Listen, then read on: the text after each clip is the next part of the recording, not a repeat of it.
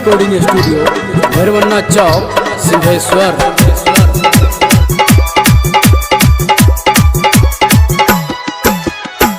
बहरी निक लागे मैया के मूर्ति के हे गई सखी आरती उतारब। बहरी निक लागे मैया के मूर्ति के हे गई सखी आरती उतारब।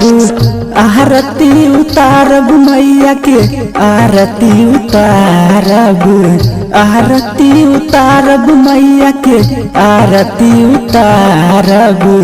कहबनी माई के मनाई बगे हे गई सखी आरती उतारब। बहरी निक लागे मैया के मूर्ति गे हे गई सखी आरती उतारब।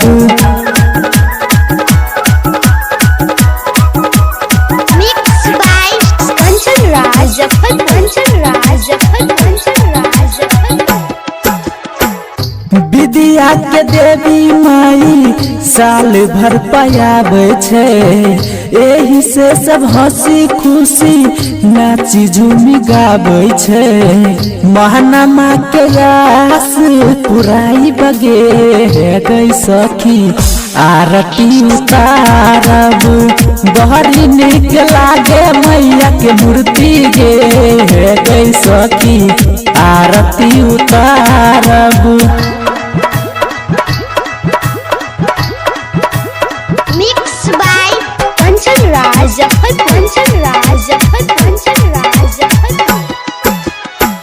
बिना के बजैया सात सुर के रचैया हमारी दुआरी अलै सरस्वती मैया। चंदन सिंह परवेश के बोलाई बगे हे गई सखी आरती उतारब। बहरी निक लागे मैया के मूर्ति गे हे गई सखी आरती उतारब। आरती उतारब सखी गे आरती उतारब। आरती उतारब मैया के आरती उतारब। बहरी निक लागे मैया के मूर्ति गे हे गई सखी आरती उतारब। बहरी निक लागे मैया के मूर्ति गे हे गई सखी आरती उतारब।